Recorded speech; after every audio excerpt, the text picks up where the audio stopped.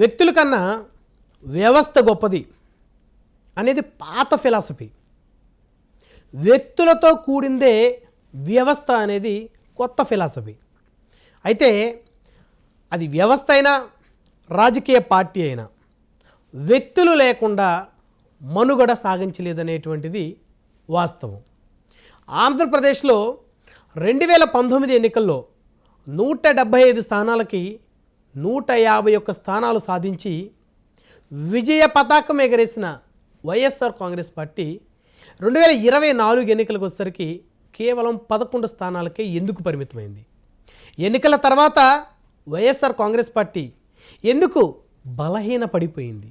నియోజకవర్గాల్లో క్యాడర్ ఉన్న పోటీ చేయడానికి కొన్ని నియోజకవర్గాల్లో లీడర్ లేని దుస్థితి రోజు రోజుకి ఆ పార్టీకి ఎందుకు ఏర్పడుతుంది అంటే ఒక్కసారి ఇటువైపు లుక్ వేయండి. వైఎస్ఆర్సీపీ అధినేత వైఎస్ జగన్మోహన్ రెడ్డి ఎన్నికలకు ముందు ఎన్నికలకు తర్వాత ఎంతమంది నాయకులను కోల్పోయారు అనేది ఒకసారి చూద్దాం. అయితే ఎవరు వెళ్ళినా పర్లేదు, జగనన్న ఉంటే చాలు అని మాట్లాడేటువంటి కొంతమంది వైకాపా నాయకులకి కార్యకర్తలకి ఇప్పుడు మనం చూపించబోయేటువంటి నాయకులకి సంబంధించి వారెంత బలవంతులో, వారు వైకాపాను వదిలిన తర్వాత ఆ పార్టీ ఎంత బలహీన పడిపోయిందో ఒకసారి చూద్దాం. బాలినేని శ్రీనివాసరెడ్డి ఈయన మొట్టమొదటిసారి 1999 ఎన్నికల్లో ఒంగోలు అసెంబ్లీ నియోజకవర్గం నుంచి ఎమ్మెల్యేగా గెలిచారు. ఆ తర్వాత 2004, 2009 ఎన్నికల్లో గెలిచారు వరుసగా 3 సార్లు. తర్వాత రాజశేఖర రెడ్డి గారి రెండోసారి ముఖ్యమంత్రి అయినప్పుడు ఆయన మంత్రివర్గంలో ఈయన మంత్రిగా బాధ్యతలు స్వీకరించారు. వైఎస్ఆర్ మరణం తర్వాత ఆ పార్టీకి రాజీనామా చేసి జగన్మోహన్ రెడ్డి గారి చెంత చేరారు. 2012లో జరిగినటువంటి బై ఎలక్షన్స్లో మళ్ళీ 4వ ఎమ్మెల్యేగా గెలిచారు. 2014లో కూటమి గాలిలో ఓడిపోయారు. 2019లో మళ్ళీ వైకాపా తరపు నుంచి గెలిచారు. అంటే 5 సార్లు ఎమ్మెల్యేగా గెలిచారు ఈయన.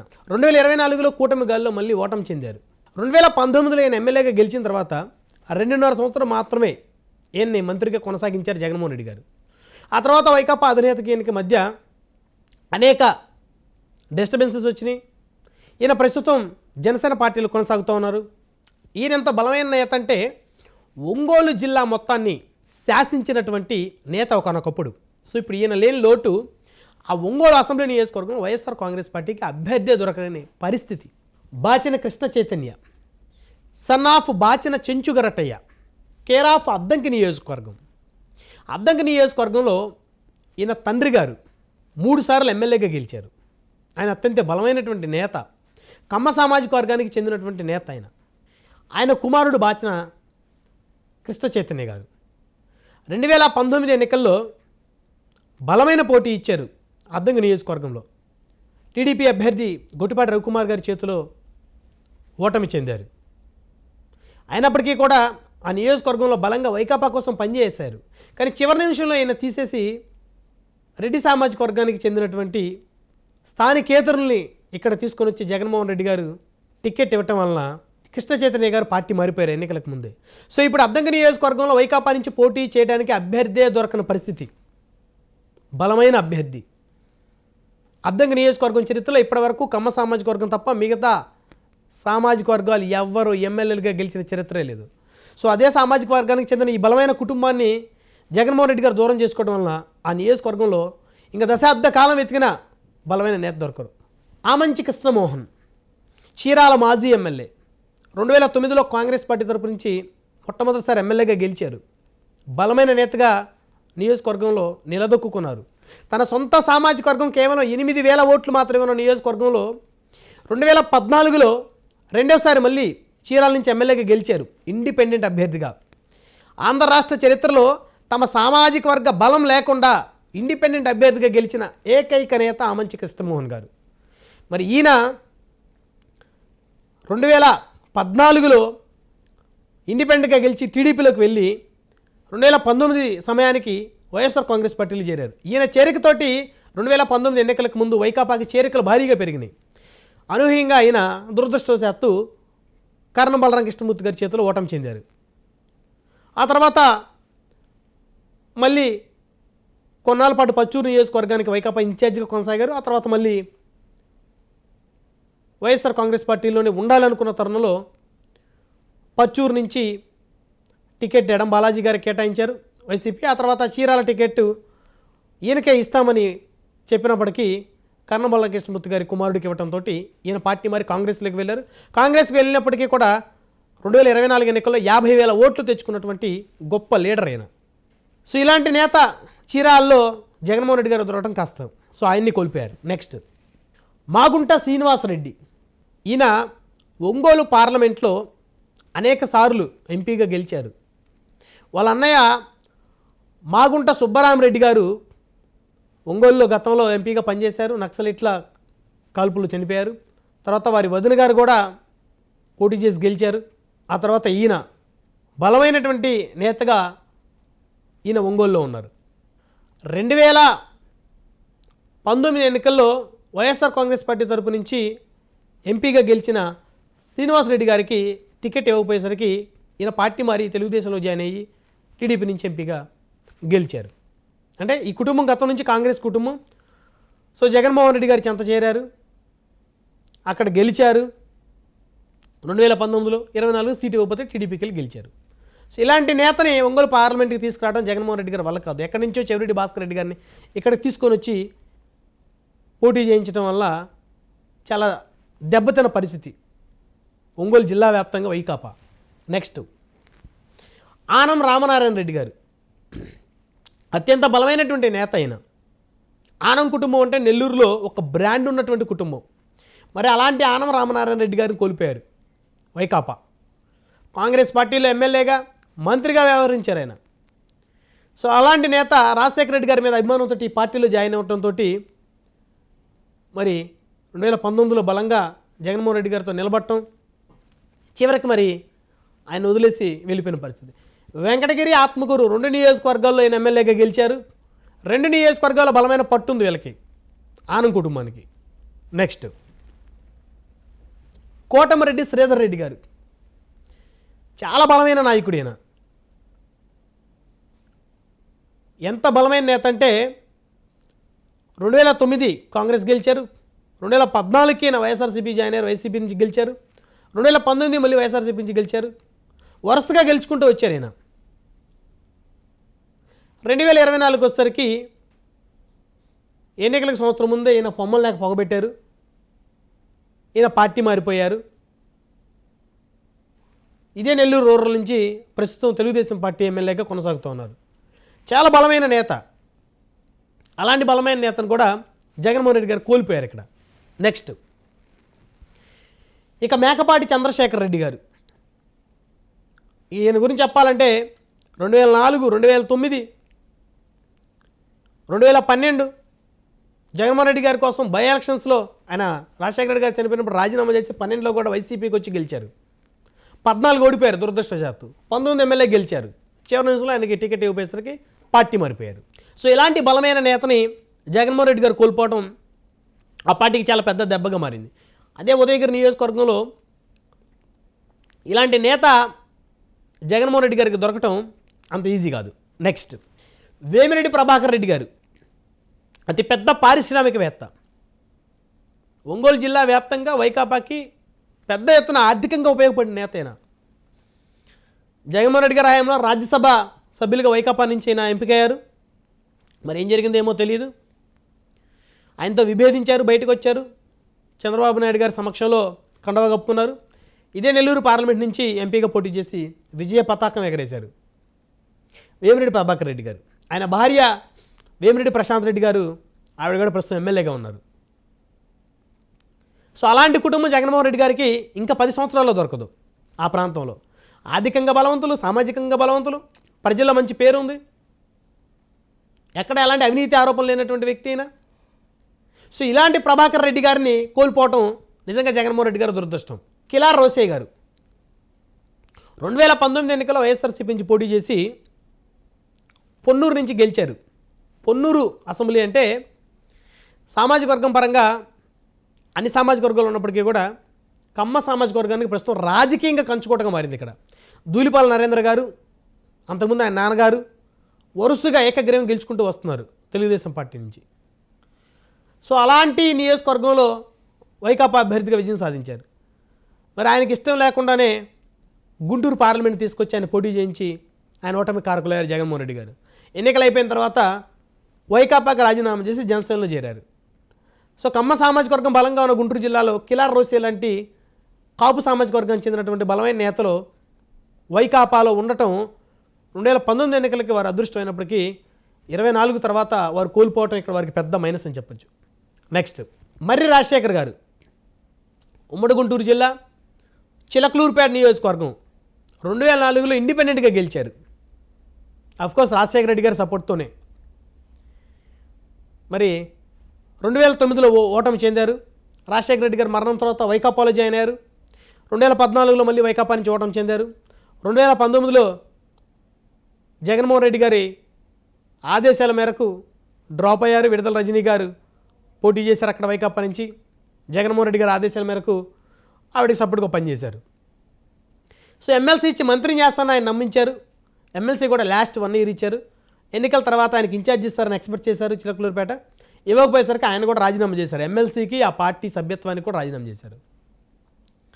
అసలు చిలకలూరుపేట నియోజకవర్గంలో వైఎస్ఆర్ కాంగ్రెస్ పార్టీకి ఇలాంటి నేతలు దొరకడం చాలా కష్టం. సో ఇక్కడ ఈయన్ని కోల్పోయారు. మోపిదేవి వెంకటరమణ గారు రేపల్లె నియోజకవర్గం.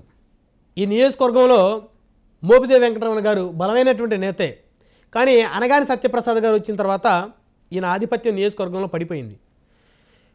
2009లో ఈయన మొట్టమొదటిసారి కాంగ్రెస్ నుంచి ఎమ్మెల్యే గెలిచారు. రాజశేఖర రెడ్డి గారు మంత్రివర్గంలో మంత్రి అయ్యారు.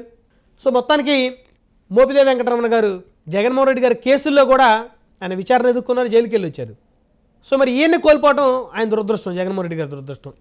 ఈ నియోజకవర్గంలో రేపల్లి నియోజకవర్గంలో ఇలాంటి నేతలు ఇక భవిష్యత్తులో దొరికేటువంటి పరిస్థితి ఉండదు ఆ పార్టీ. జంగా కృష్ణమూర్తి గారు బీసీ నేత, గురిజాల నియోజకవర్గంలో గతంలో ఎమ్మెల్యేగా పనిచేశారు. సో జగన్మోహన్ రెడ్డి గారి హయాంలో ఈయనకి మరి అంత ప్రాధాన్యత ఇవ్వలేదనేటువంటి ఉద్దేశంతో ఆయన ఆ పార్టీకి రాజీనామా చేశారు.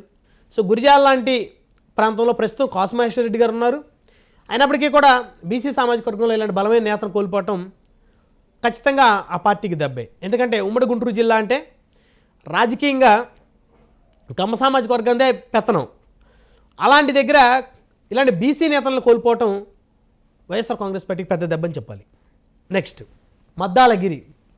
ఇక రాజకీయాలు అయిన అత్యంత దురదృష్టవంతుడు. తెలుగుదేశం పార్టీలో అలాగే ఉన్నట్టయితే ఈరోజు మంత్రిగా ఉండేవారు వైశ్య సామాజిక వర్గం నుంచి. 2014లో తెలుగుదేశం పార్టీ తరపు నుంచి పోటీ చేసినటువంటి మద్దాలగిరి గారు గుంటూరు 1 టౌన్ తూర్పు నియోజకవర్గంలో ఓటమి చెందారు అతి తక్కువ ఓట్లతో. 2019లో ఇదే గుంటూరు పశ్చిమ నియోజకవర్గం నుంచి మళ్ళీ మొదటిసారి ఎమ్మెల్యేగా గెలిచారు.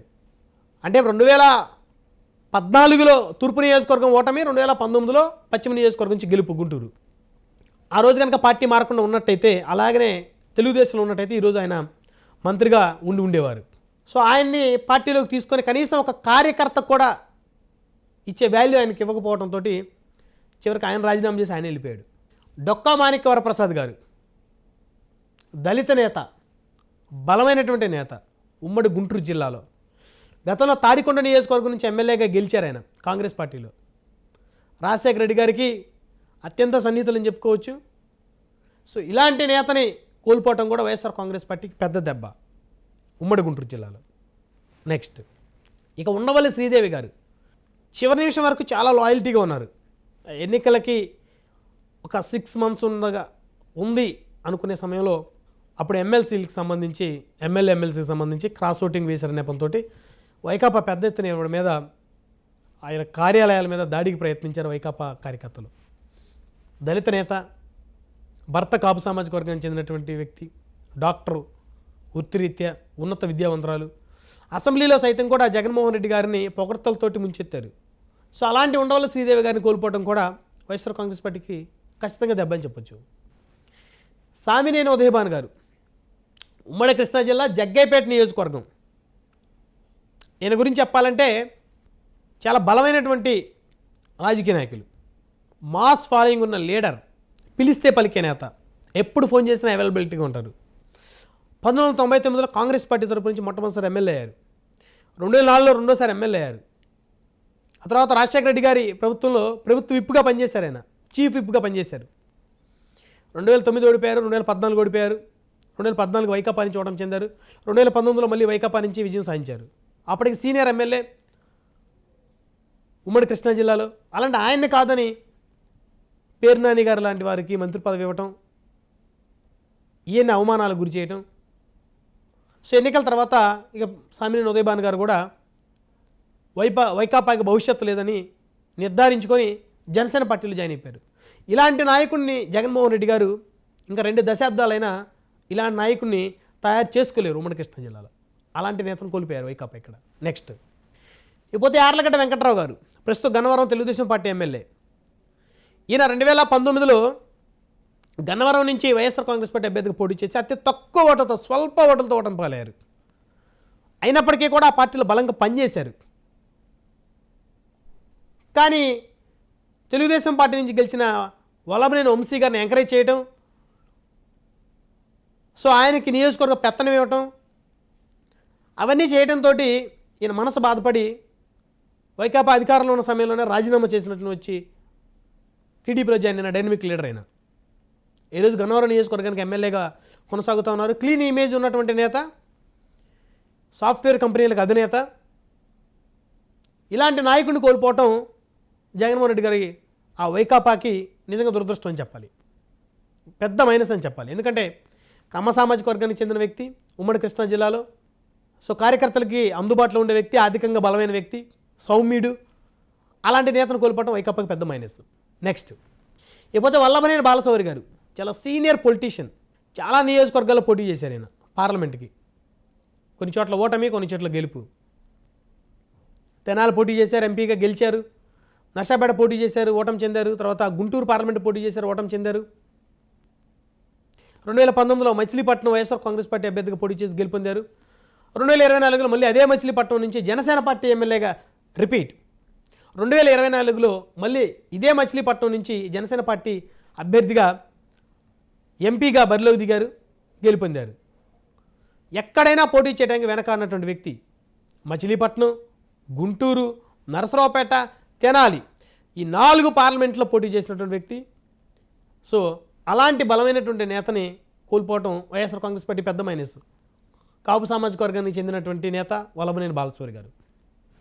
సో నెక్స్ట్ ఇకపోతే వసంత కృష్ణప్రసాద్ గారు, ఉమ్మడి కృష్ణా జిల్లాకు చెందినటువంటి వ్యక్తి. సో ప్రస్తుతం మైలవరం శాసనసభ్యులుగా ఉన్నారు. వైఎస్ఆర్ కాంగ్రెస్ పార్టీలో 2019లో మైలవరం శాసనసభ్యునిగా పోటీ చేసి గెలుపొందారు. వాళ్ళ నాన్నగారు వసంత నాగేశ్వరరావు గారు చాలా సీనియర్ పొలిటీషియన్. గతంలో ఆయన మంత్రిగా పనిచేశారు. కమ్మ సామాజిక వర్గానికి చెందిన నేత, ఆర్థికంగా బలవంతుడు, సౌమ్యుడు.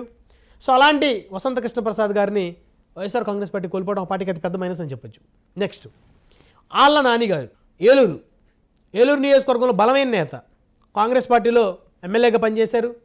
సో 2004, 2009 2 పర్యాయాలు గెలిచారు. 2014లో ఓటమి చెందారు.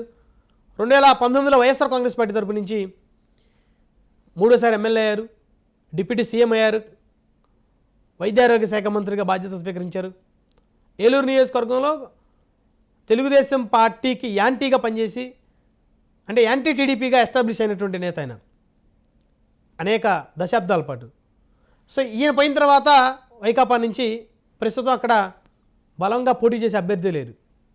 అలాంటి నేతను వైకాపా కోల్పోవడం ఇక్కడ పెద్ద మైనస్. నెక్స్ట్ ఇకపోతే గ్రంథి శ్రీనివాస్ గారు, భీమవరం నియోజకవర్గం, 2019 ఎన్నికల్లో జనసేన అధినేత పవన్ కళ్యాణ్ గారి మీద పోటీ చేసి గెలుపొందారు వైఎస్ఆర్ కాంగ్రెస్ పార్టీ తరపు నుంచి. గతంలో కాంగ్రెస్ పార్టీ తరపు నుంచి ఎమ్మెల్యేగా గెలుపొందినటువంటి నేత. సో ఇలాంటి నేతను కోల్పోవటం జగన్మోహన్ రెడ్డి గారికి పెద్ద మైనస్ అని చెప్పాలి. ఇకపోతే కొత్తపల్లి సుబ్రారెడ్డి గారు, నరసాపురం నియోజకవర్గం, 1989, 1994, 1999, 2004, 2012 5 పర్యాయాలు నరసాపురం అసెంబ్లీ నుంచి ఎమ్మెల్యేగా గెలిచారు. 1996లో నరసాపురం పార్లమెంట్ నుంచి ఎంపీగా గెలిచారు. తెలుగుదేశం పార్టీ నుంచి వరుసగా గెలిచారు. 2012లో కాంగ్రెస్ పార్టీ నుంచి గెలిచారు. ఇలాంటి నాయకుని కోల్పోవటం వైసీపీకి పెద్ద మైనస్ అని చెప్పొచ్చు. ఆ నియోజకవర్గంలో మకుటంలో మహారాజ్ ఈయన. కొత్తపల్లి సుబ్బారెడ్డి అంటే తెలియని వ్యక్తులు లేరు. 2 తెలుగు రాష్ట్రాల్లో 5 సార్లు ఎమ్మెల్యే, 1 సారి ఎంపీ. మరి అలాంటి నేతని వైఎస్ఆర్ కాంగ్రెస్ పార్టీ అధిష్టానం కాపాడుకోలేకపోయింది. ఇది పెద్ద మైనస్. ఇకపోతే కొండేటి చిట్టిబాబు, పీ గన్నవరం నియోజకవర్గం. సో ఈయన ఎస్సీ సామాజిక వర్గానికి చెందిన నేత, ఎస్సీ యువతలో మంచి పట్టున్నటువంటి నాయకుడు. ఇదే పీగనో నియోజకవర్గంలో వైకాపా నుంచి ఆయన గతంలో 2019 ఎమ్మెల్యేగా పనిచేశారు. ఇలాంటి నేతను కోల్పోవడం వైఎస్ఆర్ కాంగ్రెస్ పార్టీకి పెద్ద మైనస్ అని చెప్పుకోవచ్చు. పెండెం దొరబాబు, ఇకపోతే పిఠాపురం నియోజకవర్గం 2004లో బీజేపీ నుంచి పోటీ చేసి మొట్టమొదటిసారి ఎమ్మెల్యేగా గెలిచారు. మళ్ళీ ఆ తర్వాత 2019లో పిఠాపురం నియోజకవర్గం నుంచి వైఎస్ఆర్ కాంగ్రెస్ పార్టీ అభ్యర్థిగా ఎమ్మెల్యేగా గెలిచారు. సో ఆ నియోజకవర్గంలో ఎంతో కొంత పట్టున్నటువంటి నేత, కాపు సామాజిక వర్గానికి చెందిన నేత. సో మరి అలాంటి నాయకుడిని పిఠాపురం నియోజకవర్గంలో కోల్పోవటం వైఎస్ఆర్ కాంగ్రెస్ పార్టీకి అది పెద్ద మైనస్ అని చెప్పుకోవాలి. నెక్స్ట్ ఇకపోతే ముత్తంశెట్టి శ్రీనివాసరావు గారు అలియాస్ అవంతి శ్రీనివాసరావు, అవంతి కాలేజెస్ ఉన్నాయి ఆయనకి. ఈయన మొట్టమొదటిసారి 2009లో ఎమ్మెల్యేగా గెలిచారు భీమిలి నుంచి. ఆ తర్వాత 2014లో అనకాపల్లి పార్లమెంట్ నుంచి తెలుగుదేశం పార్టీ తరపు నుంచి ఎంపీకి గెలిచారు. ఆ తర్వాత 2019లో మళ్ళీ ఇదే భీమిలి నియోజకవర్గం నుంచి వైఎస్ఆర్ కాంగ్రెస్ పార్టీ అభ్యర్థిగా ఎమ్మెల్యే గెలిచారు. ఆ తర్వాత మంత్రిగా పనిచేశారు. 2024లో ఓటమి. ఆ తర్వాత ఈయన పార్టీకి రాజీనామా చేసే వైకాపాకి ప్రస్తుతం స్తబ్దుగా ఉన్నారు. ఆర్థికంగా బలమైన నేత, కాపు సామాజిక వర్గానికి చెందిన నేత. సో ఇలాంటి నేతను వైకాపా కాపాడుకోలేకపోవడం ఇక్కడ అది పెద్ద మైనస్ అని చెప్పుకోవచ్చు ఆ ఉత్తరాంధ్ర ప్రాంతంలో. నెక్స్ట్ ఇకపోతే ఎంవివి సత్యనారాయణ గారు మరి 2019లో వైజాగ్ నుంచి ఎంపీగా గెలిచారు ఆయన. మరి అలాంటి నేతను కోల్పోయింది వైఎస్ఆర్ కాంగ్రెస్ పార్టీ వైజాగ్లో చాలా పెద్ద మైనస్ అని చెప్పుకోవచ్చు. నెక్స్ట్ ఇకపోతే పంచకర్ల రమేష్ గారు సీనియర్ పొలిటీషియన్. 2009లో పంచకర్ల రమేష్ గారు ఎమ్మెల్యేగా గెలిచారు మొట్టమొదట ప్రజారాజ్యం పార్టీ తరపు నుంచి యలమంచిలి నియోజకవర్గంలో. మరి ఆ తర్వాత 2014లో మళ్ళీ ఆయన పెందుర్తి నుంచి గెలిచారు. 2019లో ఓటమి చెందారు. ఆ తర్వాత వైకాపాలో జాయిన్ అయ్యారు. ఒకసారి ప్రజారాజ్యం, ఒకసారి తెలుగుదేశం ఎమ్మెల్యేగా గెలిచారు. సో 2024 వచ్చేసరికి ఆయన జనసేన పార్టీ తరపు నుంచి ప్రస్తుతం పెందుర్తి నుంచి ఎమ్మెల్యేగా కొనసాగుతూ ఉన్నారు. ఆయన బలమైన నేత, యలమంచిలి పెందుర్తి 2 నియోజకవర్గాల్లో బలమైన పట్టున్న నేత. సో అలాంటి నాయకుడిని వైఎస్ఆర్ కాంగ్రెస్ పార్టీ కోల్పోవడం ఆ పార్టీకి పెద్ద మైనస్ అని చెప్పుకోవాలి. నెక్స్ట్ ఇకపోతే ఆదినారాయణ రెడ్డి గారు జమ్మలమడుగు ఆయన కంచుకోట. గతంలో కాంగ్రెస్ పార్టీలో ఆయన జమ్మలమడుగు నుంచి ఎమ్మెల్యేగా గెలిచారు. ఆ తర్వాత రాజశేఖర రెడ్డి గారు మరణం తర్వాత ఆయన వైఎస్ఆర్ కాంగ్రెస్ పార్టీలో జాయిన్ అయ్యారు. 2014లో వైఎస్ఆర్ కాంగ్రెస్ పార్టీలో గెలిచారు. ఆ తర్వాత టీడీపీలోకి వెళ్ళారు. టీడీపీలో మంత్రిగా పనిచేశారు. 2019లో కడప పార్లమెంట్ పోటీ చేశారు. టీడీపీ తరపు నుంచి ఓటమి చెందారు. 2024 ప్రస్తుతం ఆయన బీజేపీ నుంచి జమ్మలమడుగు ఎమ్మెల్యేగా ఉన్నారు. సో చాలా బలమైన నేత జమ్మలమడుగు నియోజకవర్గంలో. అలాంటి నేతని వైఎస్ఆర్ కాంగ్రెస్ పార్టీ కోల్పోవడం ఈ నియోజకవర్గంలో ఆ పార్టీకి పెద్ద మైనస్. ఇకపోతే గుమ్మనూరు జయరాం గారు ఈయన 2014, 2019 ఆలూరు నుంచి పోటీ చేసి ఎమ్మెల్యేగా గెలిచారు. తర్వాత జగన్మోహన్ రెడ్డి గారు మంత్రివర్గంలో మంత్రిగా ఉన్నారు. ఆ తర్వాత ఆయన్ని ఆలూరు నుంచి తప్పించి ఇంకొక నియోజకవర్గానికి ప్రకటించాలనుకున్న క్రమంలో ఆయన వెళ్ళేసి చంద్రబాబు నాయుడు గారి సమక్షంలో తెలుగుదేశంలో జాయిన్ అయ్యారు. గుంతకల్ నుంచి టీడీపీ అభ్యర్థిగా 2024లో కూటమి అభ్యర్థిగా పోటీ చేసి విజయం సాధించారు. ప్రస్తుతం అక్కడ ఎమ్మెల్యేగా కొనసాగుతున్నారు.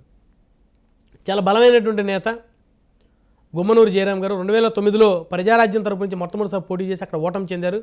ఆ తర్వాత 14, 19, 24 వరుసగా 3 సార్లు గెలిచారు. గుంతకల్లు, ఆలూరు 2 నియోజకవర్గంలో బలం ఉన్న నేత. సో ఇలాంటి నేతని వైఎస్ఆర్ కాంగ్రెస్ పార్టీ కోల్పోవడం ఆ పార్టీకి పెద్ద మైనస్ అని చెప్పుకోవచ్చు. ఇకపోతే వెలగపల్లి వరప్రసాద్ గారు ఈయన IAS officer, retired. So Gudur నియోజకవర్గం నుంచి ఈయన ఎమ్మెల్యేగా గెలిచారు వైఎస్ఆర్ కాంగ్రెస్ పార్టీ తరపు నుంచి. ఆ తర్వాత ఆయన్ని వైకాపాకు రాజీనామా చేశారు. చివరి నిమిషంలో బీజేపీలో జాయిన్ అయ్యి తిరుపతి ఎంపీగా బీజేపీ అభ్యర్థిగా పోటీ చేసి ఓటమి చెందారు. సో ఈయన కూడా బలమైన నేత, విద్యావేత్త. సో ఇలాంటి వ్యక్తులు కోల్పోవడం వైకాపాకి పెద్ద మైనస్ అని చెప్పుకోవాలి. ఇకపోతే వైఎస్ షర్మిల గారు జగన్మోహన్ రెడ్డి గారి చెల్లెలు. జగనన్న వదిలిన బాణాన్ని అని చెప్పేసి రాజకీయాలు ఒక్కొక్క అడుగు వేసుకుంటూ వచ్చారు. జగన్మోహన్ రెడ్డి గారు జైల్లో ఉన్నప్పుడు రాష్ట్ర వ్యాప్తంగా పాదయాత్ర చేశారు. వైకాపాని ఒక ఊపిరి పోశారు ఆ పార్టీకి. సో అలాంటి షర్మిల గారు మరి 2024 ఎన్నికలకు ముందు దూరం అయ్యి జగన్మోహన్ రెడ్డి గారి మీద యుద్ధం ప్రకటించడం పెద్ద మైనస్ అయింది. ఆయనకి ఇంట్లోనే ఓ వ్యతిరేకత మొదలైంది. సో ఆవిడ వైఎస్ఆర్ టీపీ పెట్టారు, తెలంగాణలో ఫెయిల్ అయ్యారు, ఆంధ్రప్రదేశ్లో వచ్చి కాంగ్రెస్ పార్టీ అధ్యక్షులు కొనసాగుతున్నారు ప్రస్తుతం. కడప పార్లమెంట్ నుంచి పోటీ చేశారు, దాదాపు 1,00,000 పైగా ఓట్లు సాధించారు. సో చెల్లిని కోల్పోవడం అనేది జగన్మోహన్ రెడ్డి గారికి చాలా పెద్ద మైనస్ అని చెప్పాలి, వైఎస్ఆర్ కాంగ్రెస్ పార్టీ కూడా. ఇకపోతే లాస్ట్గా విజయసాయి రెడ్డి గారు, జగన్మోహన్ రెడ్డి గారు ఆత్మ బంధువు. వైఎస్ఆర్ కాంగ్రెస్ పార్టీ అధికారంలోకి వచ్చిందంటే 60% విజయసాయి రెడ్డి గారి యొక్క ఆలోచన, ఆయన యొక్క ప్లానింగు బలంగా ఉపయోగపడాయని చెప్పాలి. 2019లో చాలామంది నాయకుల్ని పార్టీలోకి తీసుకొని వచ్చి సాధారణంగా గౌరవంగా ఆహ్వానించి వారితో పోటీ చేయించి పార్టీ మీద విశ్వాసాన్ని కల్పించి కొత్త నాయకులను తయారు చేయడంలో, ఇతర పార్టీలో ఉన్న బలమైన నాయకులు వైకాపాలో తీసుకొని రావడంలో కీలక పాత్ర పోషించిన వ్యక్తి. 2024 వరకు జగన్మోహన్ రెడ్డి గారితోనే ఉన్నారు. 2024 తర్వాత వైఎస్ఆర్ కాంగ్రెస్ పార్టీ రాజీనామా చేసి రాజకీయాలకి బ్రేక్ ప్రకటించారు. సో ఇక ఈయన లేని లోటు ఆ పార్టీకి ఎవ్వరు భర్తీ చేయలేంది. సో ఇది ఇక మొత్తానికి చూస్తే ఈ నాయకులందరూ కూడా అత్యంత బలమైనటువంటి నేతలు. ఇప్పటివరకు మనం డిస్కస్ చేసిన వాళ్ళు, వారికి ఆ నియోజకవర్గాల్లో స్వతహాగా ఓటు బ్యాంక్ ఉన్న నేతలు, ఆర్థికంగా, రాజకీయంగా, సామాజికంగా బలమైన నేతలు. అలాంటి బలమైన నేతలను కోల్పోయినటువంటి వైఎస్ఆర్ కాంగ్రెస్ పార్టీ తన కంచు కోటని తానే కూల్చుకుందని చెప్పుకోవచ్చు. రాజకీయంగా ఒక శిఖరాన్ని కట్టుకున్న జగన్మోహన్ రెడ్డి తన చేజేతుల తన శిఖరాన్ని, రాజకీయ శిఖరాన్ని తానే కూల్చుకున్నాడని చెప్పుకోవచ్చు. మరి చూశారు కదా, మరొక ఎపిసోడ్తో మరొక వారం మళ్ళీ కలుద్దాం. చూస్తూనే ఉండండి, కీప్ వాచింగ్ 99 టీవీ.